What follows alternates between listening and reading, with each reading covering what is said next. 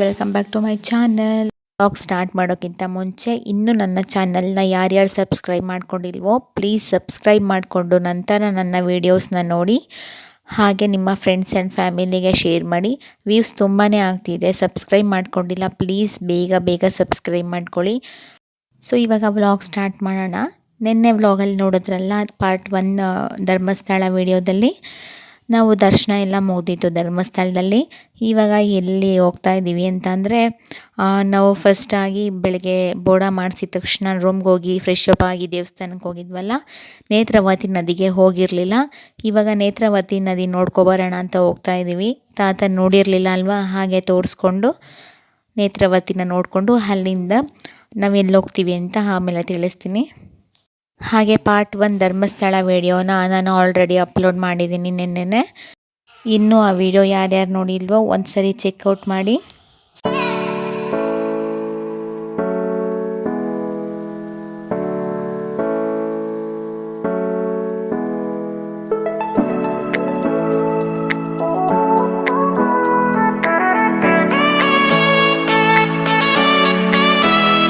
ಇವಾಗ ನೇತ್ರಾವತಿ ನದಿ ರೀಚ್ ಆಗಿದ್ದೀವಿ.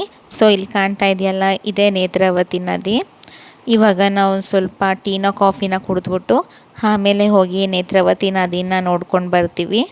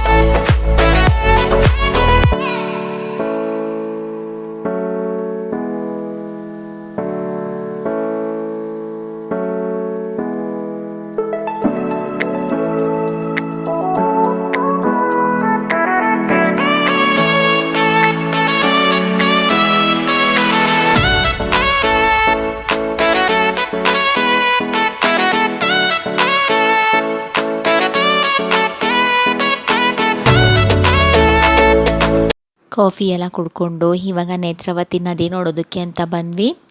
ಸೊ ನದಿ ನೋಡಿ ತುಂಬಾ ಖುಷಿ ಆಯಿತು. ಹಾಗೆ ಅಲ್ಲಿ ಇರೋದೆಲ್ಲ ನೋಡಿ ತುಂಬಾ ಮೇಜರ್ ಕೂಡ ಆಯಿತು.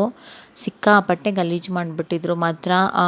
ಶಾಂಪು, ಸೋಪ್ ಕವರು ನೋಡಿ, ಅಲ್ಲಿ ಯಾರೋ ಚಪ್ಪಲಿ ಸಹ ತೊಳ್ಕೊತಾ ಇದ್ರು. ಇಂಥ ಪುಣ್ಯ ನದಿಲಿ ಚಪ್ಪಲಿ ಹಾಕ್ಕೊಂಡು ಇಳಿಲೇಬಾರ್ದು. ಸೊ ಇವ್ರು ಚಪ್ಪಲಿ ಬೇರೆ ತೊಳ್ಕೊತಾ ಇದ್ದಾರೆ, ಏನಂತ ಅಂದ್ಕೊಂಡಿದ್ದಾರೋ ಗೊತ್ತಿಲ್ಲ.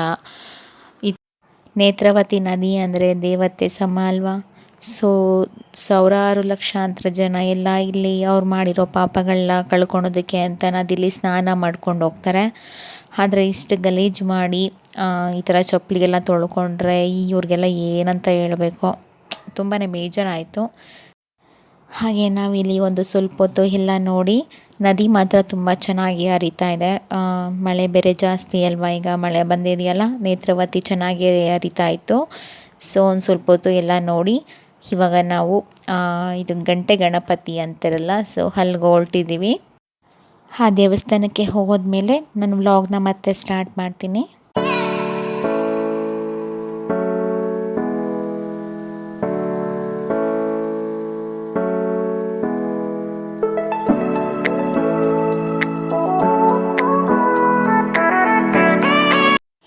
ಸೊ ಇವಾಗ ಗಂಟೆ ಗಣಪತಿ ದೇವಸ್ಥಾನಕ್ಕೂ ಕೂಡ ಬಂದ್ವಿ.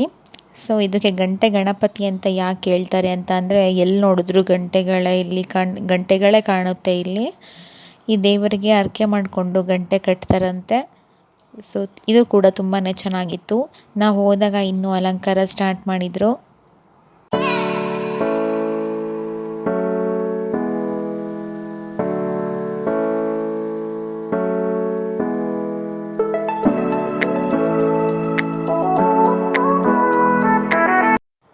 ಎಲ್ಲಿ ನೋಡಿದ್ರೂ ಸಹ ತುಂಬಾ ಗಂಟೆಗಳು, ಇಷ್ಟು ಗಂಟೆಗಳು ಕಟ್ಟಿದ್ದಾರೆ ನೋಡಿ, ಇಷ್ಟು ಜನ ಹರಕೆ ಮಾಡಿಕೊಂಡು.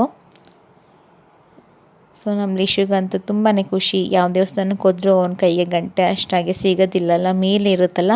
ಸೊ ಇಲ್ಲೆಲ್ಲ ಕೆಳಗಡೆ ಇರೋದಕ್ಕೆ ಆರಾಮಾಗಿ ಆಟ ಆಡ್ಕೊಂಡಿದ್ದ. ಸೊ ಇವಾಗ ಈ ಗಂಟೆ ಗಣಪತಿ ದರ್ಶನ ಮುಗಿಸ್ಕೊಂಡು ನಾವಿಲ್ಲಿ ಕುಕ್ಕೆಗೆ ಬಂದಿದ್ದೀವಿ, ಕುಕ್ಕೆ ಸುಬ್ರಹ್ಮಣ್ಯಂಗೆ. ಇವಾಗ ಈ ಕುಕ್ಕೆ ಸುಬ್ರಹ್ಮಣ್ಯನ ದರ್ಶನ ಮುಗಿಸ್ಕೊಂಡು ನಂತರ ನಾವು ಊರಿಗೆ ಹೊರಡ್ತೀವಿ. ದೇವಸ್ಥಾನದ ಗೋಪುರ ತುಂಬಾ ಚೆನ್ನಾಗಿ ಕಾಣ್ತಾ ಇತ್ತಲ್ವ, ಸುತ್ತಲ ಹಸಿರಾಗಿ ಮಧ್ಯದಲ್ಲಿ ಆ ಗೋಪುರ ತುಂಬಾ ಚೆನ್ನಾಗಿ ಎದ್ದು ಕಾಣ್ತಾ ಇತ್ತು. ನಮ್ಮ ಲಿಶು ಅಂತೂ ಈ ಟ್ರಿಪ್ನ ಲಿಶು ಪೂರ್ವಿ ಇಬ್ಬರು ತುಂಬ ಚೆನ್ನಾಗಿ ಎಂಜಾಯ್ ಮಾಡಿದ್ರು. ಲಿಶು ಅಂತೂ ನನ್ನ ಹತ್ರ ಬರ್ತಾನೆ ಇರಲಿಲ್ಲ ಅಷ್ಟಾಗಿ. ಫ್ಯಾಮಿಲಿ ಫ್ರೆಂಡ್ ಅಣ್ಣ ಅಂತ ಹೇಳಿದ್ರಲ್ಲ, ಇವ್ರ ಕಾರಲ್ಲೇ ಬಂದಿರೋದು. ಸೊ ಇವ್ರ ಜೊತೆ ಆರಾಮಾಗಿ ಆಟ ಆಡಿಕೊಂಡು ಅವ್ರ ಜೊತೆನೇ ಇದ್ದ. ತುಂಬಾ ಚೆನ್ನಾಗಿ ಎಂಜಾಯ್ ಮಾಡಿದ್ರು ಇಬ್ಬರೂ. ಹಾಗೆ ನಮ್ಮ ತಾತನೂ ಕೂಡ ತುಂಬಾ ಎಂಜಾಯ್ ಮಾಡಿದ್ರು. ವಯಸ್ಸಾಗ್ತಾ ಆಗ್ತಾ ದೊಡ್ಡವರು ಕೂಡ ಮಕ್ಳ ಥರನೇ ಆಗ್ತಾರೆ. ಸೊ ಇವರು ಕೂಡ ಮಕ್ಳ ಥರ ತುಂಬಾ ಎಂಜಾಯ್ ಮಾಡಿದ್ರು.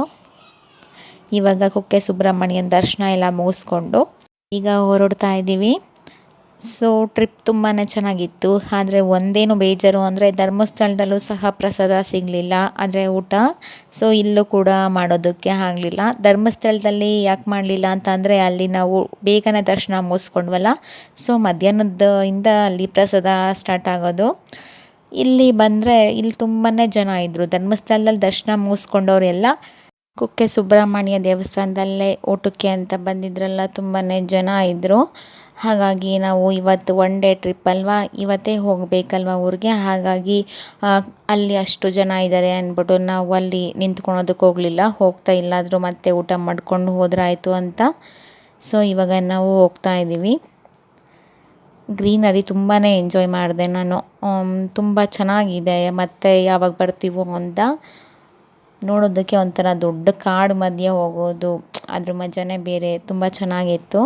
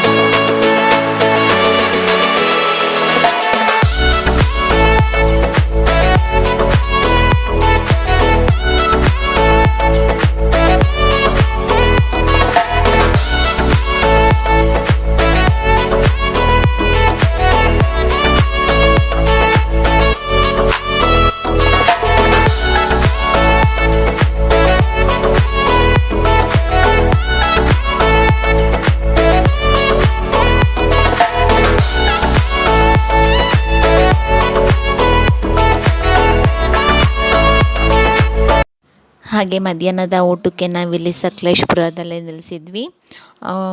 ಆಮೇಲೆ ಗೌಡ್ ಸೆಕ್ಷನ್ ಸ್ಟಾರ್ಟ್ ಆಗುತ್ತೆ ಅಂತ ನಾವಿಲ್ಲೇ ಊಟ ಮಾಡ್ಕೊಂಡು ಹೋಗೋಣ ಅಂತ ನಿಲ್ಲಿಸಿದ್ವಿ. ತಾತ ಅನ್ನ ಸಾಂಬಾರು ತೊಗೊಂಡಿದ್ರು. ಪರೋಟ ಚಪಾತಿ ಎಲ್ಲ ಏನು ಬೇಡ, ಅನ್ನ ಸಾಂಬಾರು ಸಾಕು ನನಗೆ ಅಂತ.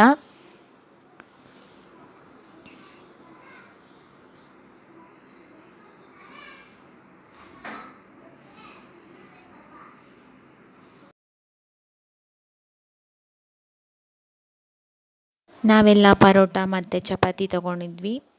ಸೊ ನೈಟ್ ಊಟ ಮತ್ತು ಮಾರ್ನಿಂಗ್ ಟಿಫನ್ ಮಾಡಿದ್ವಲ್ಲ, ಅದೆಲ್ಲ ತುಂಬಾ ಚೆನ್ನಾಗಿತ್ತು. ನನಗೆ ಇಲ್ಲಿ ಊಟ ಅಷ್ಟಾಗಿ ಇಷ್ಟ ಆಗಲಿಲ್ಲ. ಪರೋಟನ ಒಂದು ಸ್ವಲ್ಪ ಬೇಯಬೇಕಿತ್ತು ಅನ್ನಿಸ್ತು. ಸೊ ಏನು ಮಾಡೋದು, ಅದನ್ನೇ ಒಂದು ಸ್ವಲ್ಪ ತಿಂದ್ಕೊಂಡು ಇವಾಗ ಹೊರಟ್ವಿ. ಲಿಶು ಅಂತೂ ಅಲ್ಲಿ ಊಟ ಆದಮೇಲೆ ಚೆನ್ನಾಗೆ ಸ್ನ್ಯಾಕ್ಸು, ಇಲ್ಲಿ ಟ್ರಿಪ್ಪಿಗೆ ಬಂದಾಗಿಂದ ತುಂಬಾ ಸ್ನ್ಯಾಕ್ಸ್ ತಿಂದ್ಬಿಟ್ಟಿದ್ದಾರೆ ಇಬ್ಬರೂ, ಹೇಗೋ ಬೈಯೋದಿಲ್ಲ ಅಂತ. ಹಾಗೆ ಈ ಥರ ಹುಣ್ಸೆಹಣ್ಣಿಂದ ಚಾಕ್ಲೇಟ್ ಮಾಡಿರ್ತಾರಲ್ಲ ಅದು, ಹಾಗೆ ಬಾಳೆಕಾಯಿ ಚಿಪ್ಸು, ಮತ್ತು ಇದು ಹಲಸಿನಕಾಯಿ ಚಿಪ್ಸ್ ಅಂತ, ಕೆತ್ತಕಾಯಿ ಚಿಪ್ಸ್ ಅಂತ ಹೇಳ್ಬೋದು ಇದನ್ನು. ಸೊ ಅದನ್ನು ಎಲ್ಲ ತೊಗೊಂಡು ತಿಂದ್ಕೊಂಡು ಹೋದ್ವಿ. ಹಾಗೆ ನಾವು ಊಟ ಮಾಡೋವರೆಗೂ ಮಳೆ ಇರಲಿಲ್ಲ. ಊಟ ಮಾಡಿ ಕಾರ್ ಹತ್ತೋದಕ್ಕೆ ಅಂತ ಬಂದ್ವಿ, ಸಿಕ್ಕಾಪಟ್ಟೆ ಮಳೆ ಸ್ಟಾರ್ಟ್ ಆಯಿತು. ಸೊ ಆ ಮಳೆಯಲ್ಲೇ ಹೊರಟ್ವಿ ನಾವು. ಮತ್ತು ನಾನು ವ್ಲಾಗ್ ಏನು ಮಾಡೋದಕ್ಕೆ ಹೋಗಲಿಲ್ಲ. ಸೊ ತುಮಕೂರು ರೀಚ್ ಆದಮೇಲೆ ಒಂದು ಸಣ್ಣ ಕ್ಲಿಪ್ಪಿಂಗ್ ತೊಗೊಂಡೆ ಅಷ್ಟೇ.